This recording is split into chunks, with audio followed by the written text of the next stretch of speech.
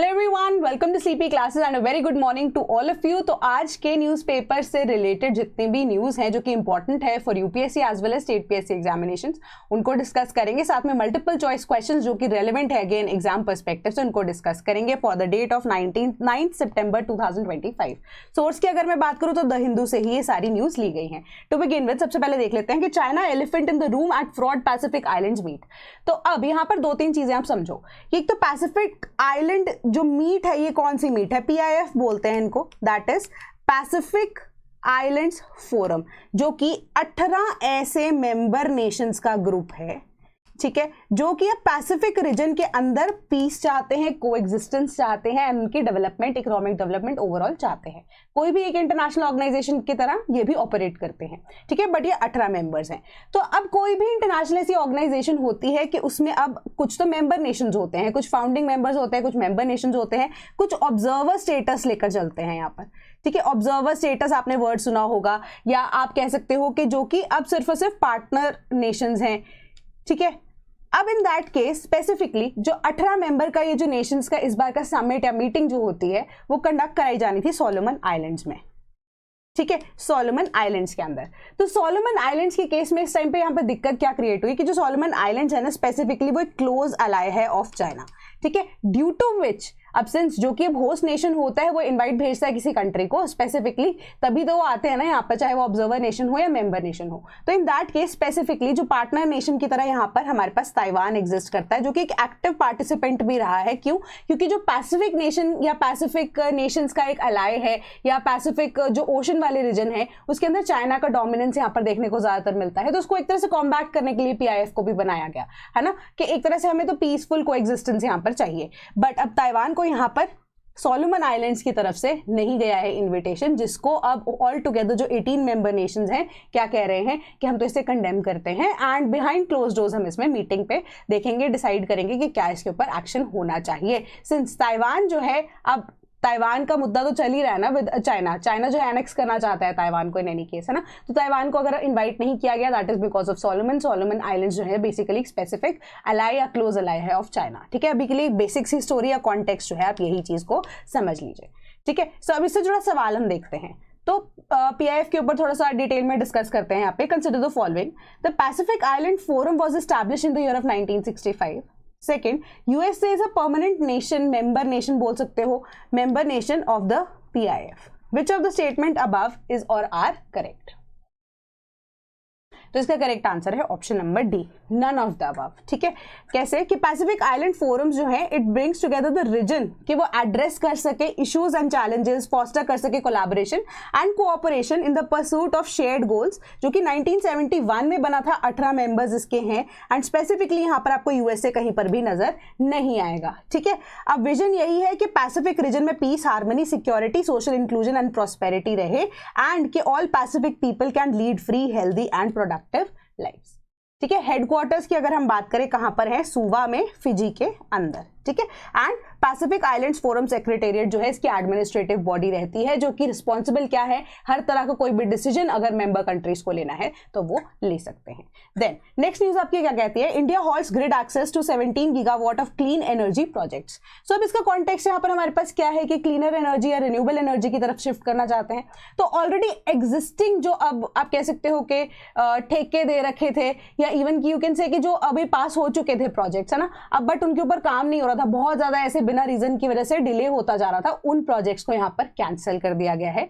And जो नए projects या तो नियर कंप्लीशन है उनकी तरफ इससे डाइवर्ट कर दिया गया है। दैट इज यहां पर आपको बताया गया है कि India has cancelled grid access for nearly 17 gigawatts of delayed clean energy projects, ताकि उनको प्रायोरिटाइज किया जा सके फॉर ऑपरेशनल या नियर कंप्लीशन जो प्रोजेक्ट्स अभी ऑलरेडी चल रहे हैं, ठीक है। तो रिन्यूएबल एनर्जी से रिलेटेड जो स्टेट्स हमारे लिए इंपॉर्टेंट है, जो कि एक इंपॉर्टेंट फैक्टर है यहाँ पे इस न्यूज के लिए, that is Rajasthan, western Gujarat and Madhya Pradesh in the central India according to the documentation जो कि अब सरकार के द्वारा प्रोवाइड की गई है, ठीक है। सो अब प्रायर कंपनीज जो हैं जिनका हॉल्ट किया गया है ये प्रोजेक्ट, वो रिलीफ यहाँ पर चाहते हैं federal power regulator, central electricity regulatory committee के द्वारा। तो अब उनको क्या यहाँ पर रिलीफ मिलता है, क्या है क्या नहीं, वो अलग बात है। बट यहाँ पे अभी हम केसेस में देख रहे हैं कि रिन्यूएबल एनर्जी की तरफ इंडिया जो है वो एक्टिवली यहाँ पर काम करना चाह रहा है। कार्बन फुटप्रिंट जो है ऑल टुगेदर कम करने की बात की जा रही है, या पेरिस एग्रीमेंट की जब हम बात करते हैं उसको जल्दी से अचीव करने के लिए यहाँ पर काम किया जा रहा है।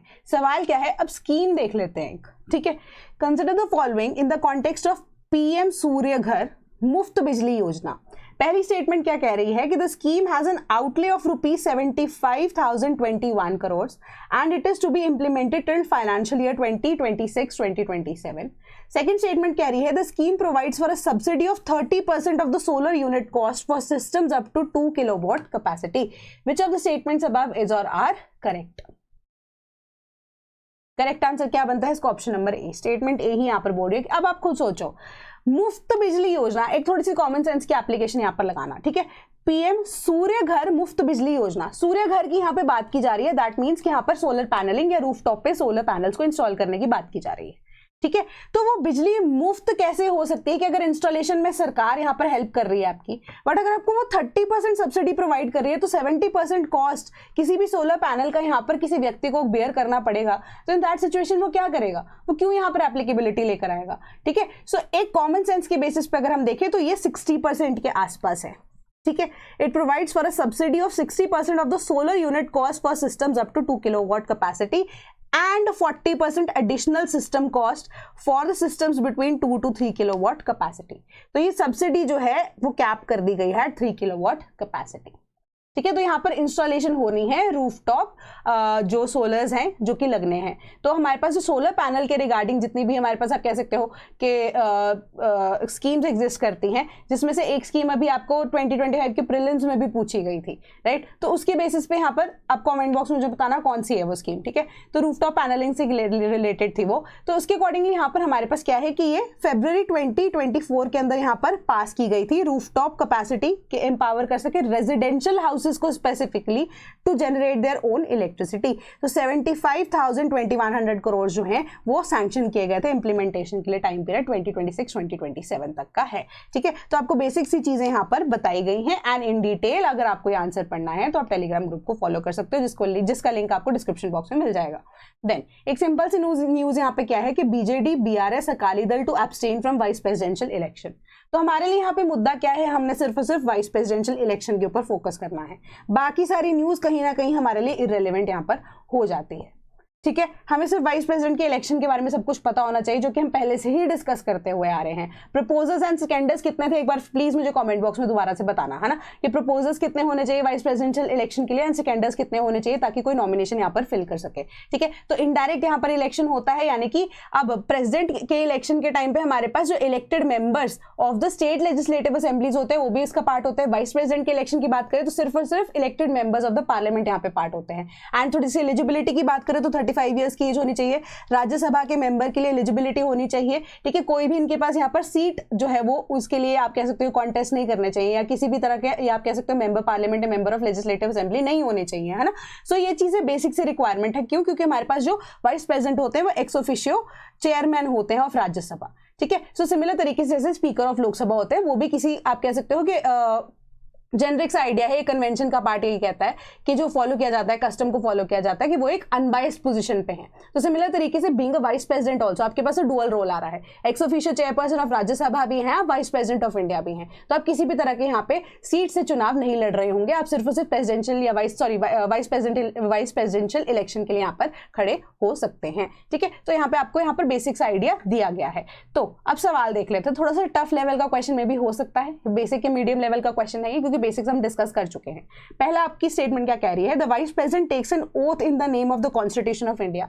सेकंड स्टेटमेंट आपको कह रही है the acts of the president can be invalidated. तो ये प्रेसिडेंट है यहाँ पर, वाइस प्रेसिडेंट नहीं है, ठीक है। Can be invalidated if the election is declared void by the supreme court, ठीक है। Which of the statements above is और आर करेक्ट? तो करेक्ट आंसर है इसका option number D, none of the above, ठीक है। दोनों की दोनों स्टेटमेंट्स यहाँ पर इनकरेक्ट है। कॉन्स्टिट्यूशन ऑफ इंडिया के नाम पे यहाँ पे जो है वो नहीं होता है, द पर्सन जो कि अब इलेक्ट किए जाते हैं by indirect elections as a vice president of India, he or she swears in the name of God. ठीक है, तो यहाँ पे कॉन्स्टिट्यूशन की शपथ नहीं है। पहली स्टेटमेंट आपकी इनकरेक्ट हो जाती है। दूसरी स्टेटमेंट कह रही है कि कोई भी मैटर अगर प्रेसिडेंट या वाइस प्रेसिडेंट के इलेक्शन को लेकर होता है तो वो डायरेक्टली सुप्रीम कोर्ट के पास जाएगा, तो सुप्रीम कोर्ट का जो भी डिसीजन होता है that shall be final and binding.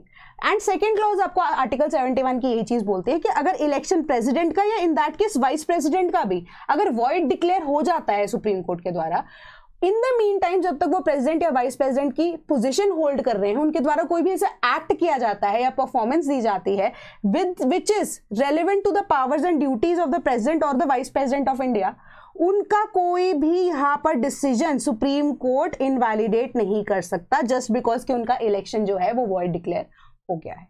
Just because के एक रिस्पेक्ट है, कि एक अनबायस्ड पोजीशन है, या ऑर्डर ऑफ प्रेसिडेंस की जब हम बात करते हैं तो विद रिस्पेक्ट टू दैट जो प्रेसिडेंट है वो वाइस प्रेसिडेंट है, उनका ओहदा बहुत ज्यादा बड़ा है, एक अनबायस्ड पोजीशन है। तो जस्ट बिकॉज उनका इलेक्शन इनवैलिडेट हो गया बट उन्होंने powers and roles and responsibilities को अपने संभालते हुए, ये आप कह सकते हो विद द पोजीशन की वजह से, है ना, तो अब इसी वजह से उनको कोई भी ऐसा एक्ट जो है done in the official capacity during that point of time वो इनवैलिडेट नहीं किया जा सकता। तो आर्टिकल 71 का क्लॉज 2 आपको यही चीज समझा रहा है। तो करेक्ट आंसर इसका ऑप्शन नंबर डी बनता है। Then next, Israeli finance minister visits India, signs bilateral investment treaty. अब देखो यहाँ पर कॉन्टेक्स्ट जो है मैं थोड़ा सा और डिराइव करने की कोशिश करती हूँ, थोड़ा सा चलो मसाला यहाँ पे मैं आपको बताती हूँ। आपको ये चीज तो पता है कि यूएसए ने टैरिफ लगाया इंडिया के ऊपर 50%, है ना, जिसमें से 25% जो है वो पेनल्टी है। अब आपको एक चीज और पता होगी कि यूएसए जो है वो बोल रहा है कि रशिया जो यूक्रेन के ऊपर अब अत्याचार कर रहा है इतने टाइम से, या जो वॉर चल रहा है इसको हॉल्ट करना चाहिए। ठीक है, अब दूसरी चीज यहां पे यही है कि यूएस का एक क्लोज अलाय है इजराइल। ठीक है, अब आप कह सकते हो कि चड्डी बडीज हैं दोनों नेशंस, है ना, शुरू से ही साथ में है। गाजा के साथ जो सिचुएशन हमारी चल रही है वो तो ऑटोमेटिकली अभी तक सबको पता ही है ना, कि क्या सिनेरियो चल रहा है कि यूएसए की यहाँ पे हिपोक्रेसी यहाँ पे ऐसे नजर आती है कि वो रशिया को प्रेशराइज कर रहा है इंटरनेशनली कि वो यूक्रेन के साथ यहाँ पे वॉर खत्म कर दे, but on the other hand it is supporting Israel. ठीक है, and it is also against India कि अब 50% में से 25% टैरिफ जो है जस्ट बिकॉज इंडिया से हमने ऑयल इंपोर्ट किया, उसको प्रोसेस किया, आगे हम किसी और कंट्री को बेच रहे थे, उसकी वजह से हमारे ऊपर 25% यहाँ पे टैरिफ लगा। बट अब वही क्लोज एलाय जो कि इजराइल है वो इंडिया के साथ एक बायलैटरल एग्रीमेंट में आ गया, जो कि एक इन्वेस्टमेंट ट्रीटी है जिसके अकॉर्डिंगली इजराइल इंडिया के अंदर इन्वेस्ट करेगा एंड वाइस वर्सा इंडिया भी इजराइल में यहाँ पर इन्वेस्टमेंट करेगा। बायलैटरल एग्रीमेंट या इन्वेस्टमेंट ट्रीटी का मतलब यही है। ठीक है, कि अगले 2 साल तक ऑल दे वांट इज कि यहाँ पर नॉलेज शेयरिंग भी हो, नॉलेज ट्रांसफर जिसको हम केटी बोलते हैं वो भी हो, इन्वेस्टमेंट भी दोनों जो कंट्रीज हैं आपस में एक दूसरे के साथ करें। ठीक है, एंड जो वाइट आप कह सकते हो ब्लू कॉलर वर्कर्स होते हैं इन द लास्ट 2 years अगर इजराइल के अंदर देखें वो भी बढ़ गए हैं। एंड वन मोर थिंग कि इंटरनेशनली अगर यहाँ पे प्लेटफॉर्म पे देखें तो इजराइल को बैन किया यूके ने, ऑस्ट्रेलिया ने, न्यूजीलैंड ने, नॉर्वे ने एंड कनाडा ने इन June this year, just because उन्होंने गाजा पे आप कह सकते हो पैलेस्टीन वाला जो मुद्दा चल रहा है इसके अकॉर्डिंगली। सो अब आप कह सकते हो कि क्लोज एलाय जो है वो इंडिया के साथ कैसे ट्रेड कर सकता है। ठीक है, so all this is because of the geopolitics जो चल रहा है। तो एक और इंपॉर्टेंट फैक्ट जो इस न्यूज के अकॉर्डिंगली आपको पता होना चाहिए कि Israel is the first organisation of economic cooperation and development member state जो कि इंडिया के साथ साइन कर रहा है एक strategic agreement in accordance with India's new model for investment treaties. तो न्यू मॉडल के अकॉर्डिंग हमारे पास जो रूल्स एंड रेगुलेशंस हैं वो क्या हो गए हैं, थोड़े से ईज आउट किए गए हैं ताकि इन्वेस्टमेंट्स को इंडिया अट्रैक्ट कर सके, एफडीआई को इंडिया अट्रैक्ट कर सके। ठीक है, तो क्वेश्चन क्या है हमारे पास कि आपको ओईसीडी के बारे में थोड़ा सा पता होना चाहिए। Consider the following. फर्स्ट कि OEEC evolve to become the OECD. Second statement कह रही है कि Netherlands is a founding member of OECD. So which of the statements above is और आर करेक्ट? करेक्ट आंसर है ऑप्शन नंबर सी, दोनों की दोनों स्टेटमेंट्स यहाँ पर करेक्ट है। ओईसीडी की जब हम बात कर रहे हैं कि एक यूरोपियन इकोनॉमिक कोऑपरेशन है, जैसे कि आप कह सकते हो कि इनिशियली ये ओईई था, जब हम बात कर रहे हैं कि ओईईसी था जब ये, ठीक है, तो 1940s में स्पेसिफिकली 1946 के टाइम पे जब हम स्पेसिफिकली देखते हैं कि जब वर्ल्ड वॉर 2 खत्म हुई थी तो सबसे ज्यादा इंपैक्ट इसका किस पे, यूरोप पे पड़ा था। ठीक है, तो यूरोप को ही वापस से आप कह सकते हो to bring it up economically also as well as आप देखेंगे जितना ज्यादा डिस्ट्रक्शन यहाँ पे वर्ल्ड वॉर 2 में हुई थी उस चीज को वापस से आप कह सकते हो रिवर्स करने के लिए इन्वेस्टमेंट की रिक्वायरमेंट थी।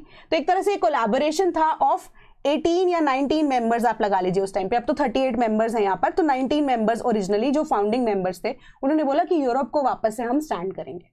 तो with respect to that OEEC को यहाँ पर बनाया गया, जिसका नाम यहाँ पर चेंज करके 1961 में OECD बना दिया गया। एंड हेडक्वार्टर्स की जब हम बात करें तो जनरली इसको पेरिस में ही कंसिडर किया जाता है। तो क्लोज कोलैबोरेशन में काम करती है G7 G20 के साथ, एंड OECD जो है एडवांस जो reforms, multilateral solutions and to global challenges यहाँ पर on the basis of research बताती है।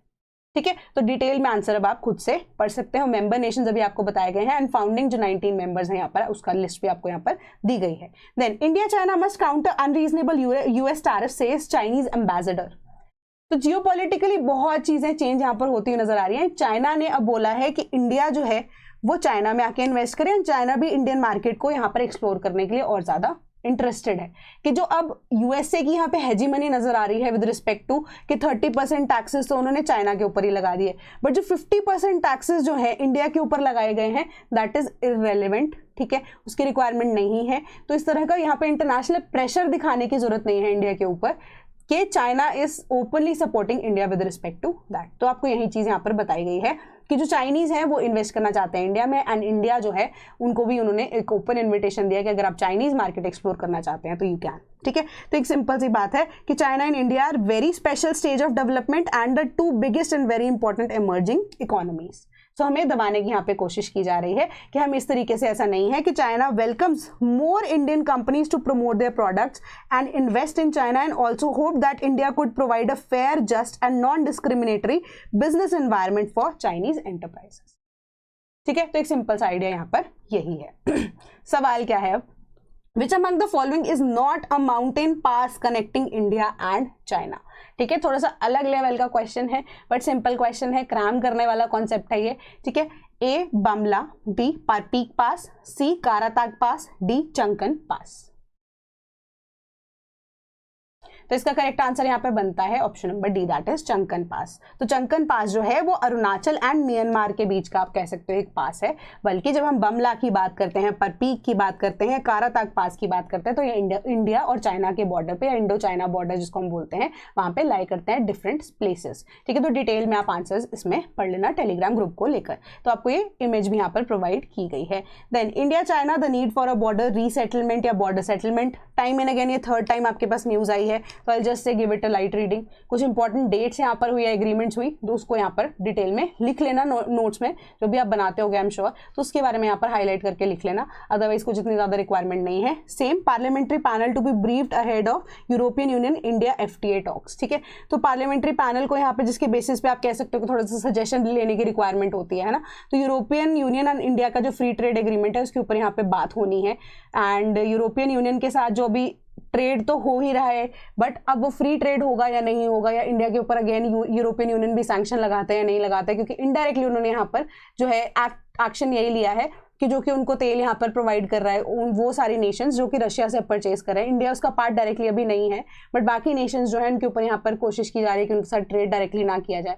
तो अब ये फ्री ट्रेड एग्रीमेंट में एक इंपॉर्टेंट चीज यही आएगी कि ये रीविजिट करेगा, या यूरोपियन यूनियन के साथ जो फ्री ट्रेड एग्रीमेंट की बात इंडिया की जब चलेगी तो वो रीविजिट करेंगे वही ट्रेड एग्रीमेंट को जो कि अभी इंडिया का यूके के साथ रिसेंटली हुआ है। ऑल्दो यूरोपियन यूनियन का पार्ट यूके यहाँ पे अभी नहीं है, बट स्टिल उसे रिकंसिडर किया जाएगा। तो उसके ऊपर क्या डिसीजन आता है, क्या चेंजेस आता है, वो हमारे लिए इंपॉर्टेंट होंगे। अभी के लिए हमें सिर्फ इतना ही पता होना चाहिए। ठीक है, उसके अलावा अगर हम यहाँ पे देखें कि सुप्रीम कोर्ट ने ऑर्डर किया है पैनल को क्या एक्सेप्ट करे आधार को एज आईडी। ठीक है, कि उन्होंने प्रूफ ऑफ सिटीजनशिप की तरह इसको नहीं बोला, बट प्रूफ ऑफ आइडेंटिटी यहाँ पर बोला गया है। बोला ना कि आधार एक्ट के तहत यहाँ पर प्रूफ ऑफ एड्रेस को भी माना जाता है वैसे आधार को, बट सिमिलर तरीके से सुप्रीम कोर्ट ने टाइम एंड अगेन यहाँ पर इसी चीज को रिपीट किया है, बट इलेक्शन कमीशन की तरफ से कोई फॉर्मल नोटिफिकेशन यहाँ पे अपने जो ऑफिसर्स है, बूथ ऑफिसर्स हैं, उनको नहीं प्रोवाइड की है। ठीक है, तो जब तक वो नहीं आती तो एक तरह से आप लगा लीजिए कि इलेक्शन कमीशन तौहीन कर रहा है सुप्रीम कोर्ट के ऑर्डर्स की, है ना।